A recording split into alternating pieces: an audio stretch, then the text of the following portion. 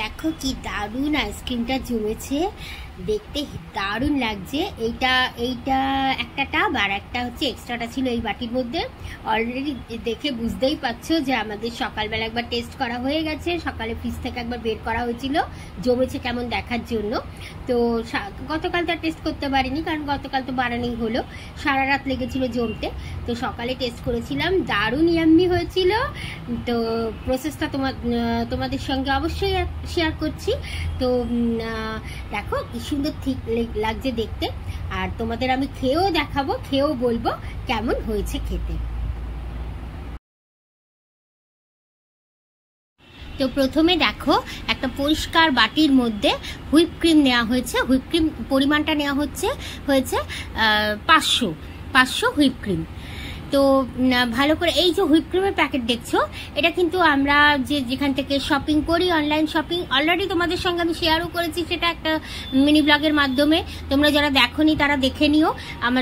আমার হেডিংটা মানে যে হেডিংটা দেওয়া আছে সেটা দেখলেই তোমরা বুঝতে পারবে যে আমি শপিংয়ের ব্লগ ওটা।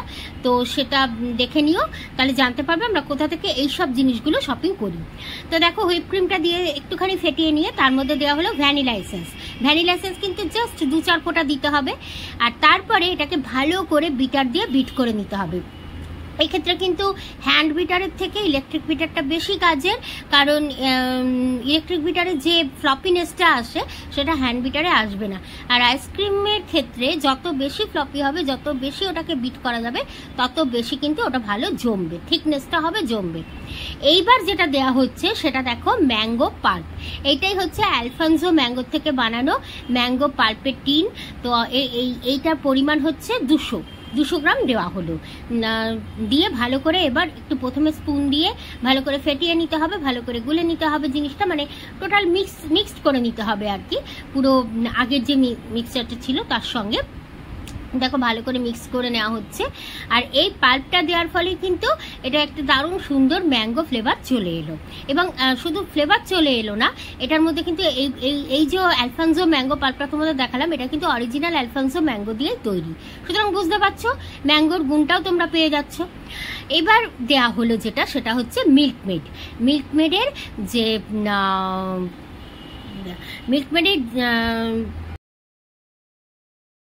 কনডেন্স মিল্ক আছে সেটা দেওয়া হলো। তবে তোমরা আমুলেরও ইউজ করতে পারো। আমি এক্ষেত্রে অবশ্য এর আগের আইসক্রিমটা আমি মাঝখানে একটা স্টেপ আমি আইসক্রিম বানিয়েছিলাম একবার, সেটা ছিল প্লেন ভ্যানিলা আইসক্রিম।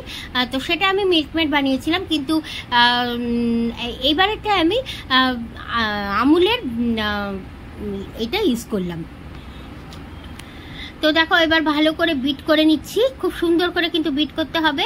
আবার বলছি তোমাদের, আর এই যে কনডেন্স মিল্কটা লাস্টে দিলাম, এটার জন্য কিন্তু একটা দারুণ সুইট একটা টেস্ট আসবে, যে জন্য আমার আলাদাভাবে কিন্তু এটা চিনি দেওয়ার কোনো মানে দরকার নেই। আর যে বুঝতেই পারছো চিনি যদি না পড়ে জিনিসটা একটু হেলদিও হচ্ছে। তো এবার দেখো যতটা তৈরি হয়েছিল তাতে এই বাক্সটা হলো, এটা আমার আইসক্রিম জমানোর বাক্স।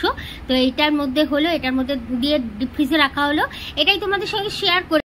এই দেখো এখন এটা আমি বের করলাম, যদিও এই টাবটা এখন বের করা হয়েছে, আর এই যে পাশের এটা দেখছে, এই যে এইটা দেখেই বুঝতে পারছে এটা অলরেডি একবার বের করা হয়ে গেছে, টেস্ট করাও হয়ে গেছে, কারণ সকালের দিকে বের করা হয়েছিল যে জমেছে কিনা বা কিরকম জমেছে সেটা দেখার জন্য। তো দারুণ জমেছিল এবং টেস্টটা দারুণ দারুণ দারুণ ইয়াম্মি হয়েছে। তো চলো এখন এইটা থেকেই আবার খেয়ে তোমাদের বলছি কেমন হয়েছে টেস্টটা। আর একটা কথা বলে রাখছি, তোমরা যারা ইন্টারেস্টেড আছো এটা বানাতে, অবশ্যই কিন্তু রেসিপিটা ফলো করো, রেসিপিটা ফলো করে বানিও। আমি এর আগেও তোমাদের বাটারস্কচ ফ্লেভারের আইসক্রিম বানানো দেখিয়েছি, ভবিষ্যতে অন্য ফ্লেভার বানালে সেটাও শেয়ার করব। তবে এবার বানালাম ম্যাঙ্গো পাল্প দিয়ে। তো চলো এটা দেখে, এটাও ভীষণ টেস্টি হয়েছে।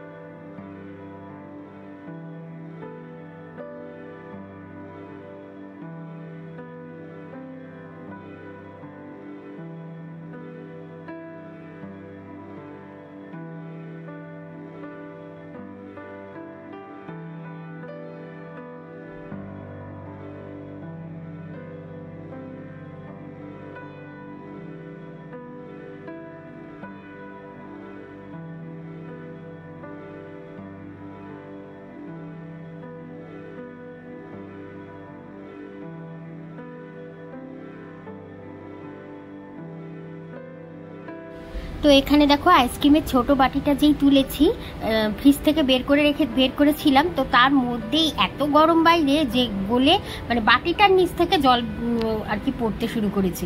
তো যাই হোক, আইসক্রিমটা কিন্তু খেতে অসাধারণ হয়েছিল, কারণ দেখতেই পেলে কিছুটা খাওয়ার সকালবেলা অলরেডি কিছুটা খেয়েছিলাম, তো এখনও আবার একটু খাচ্ছি খেয়ে উঠে।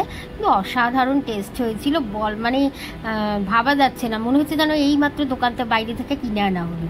তো তোমরাও এই প্রসেসে বানিও, মানে ঠিক অ্যাকুরেট প্রসেসটা কিন্তু ফলো করতে হবে।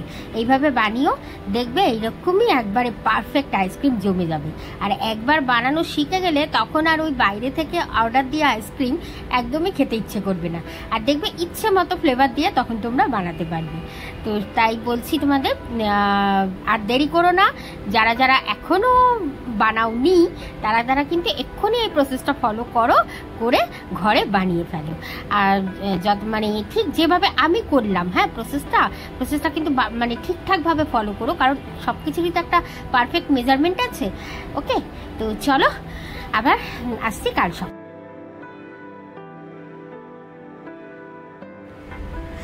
গুড ইভিনিং বন্ধুরা।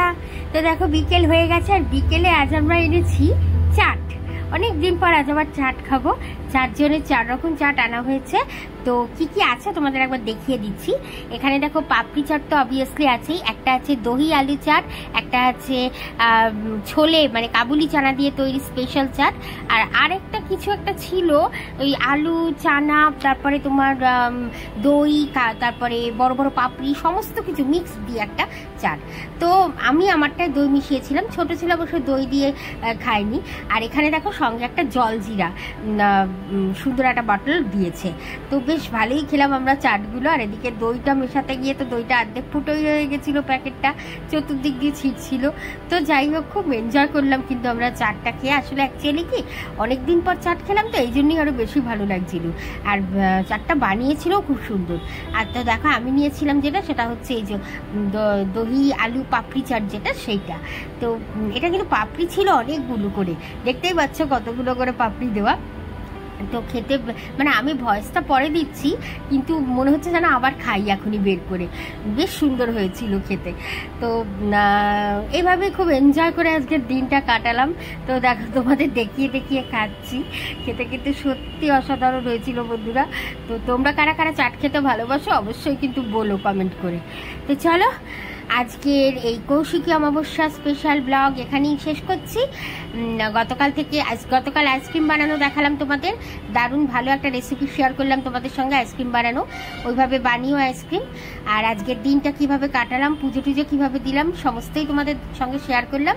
তো কেমন লাগলো অবশ্যই বলো ব্লগটা, আর ভালো লাগলে কিন্তু একটা করে লাইক দিও, আর সঙ্গে ব্লগগুলো প্লিজ, আমার ব্লগগুলো যদি ভালো লাগে তোমাদের দেন শেয়ার করো।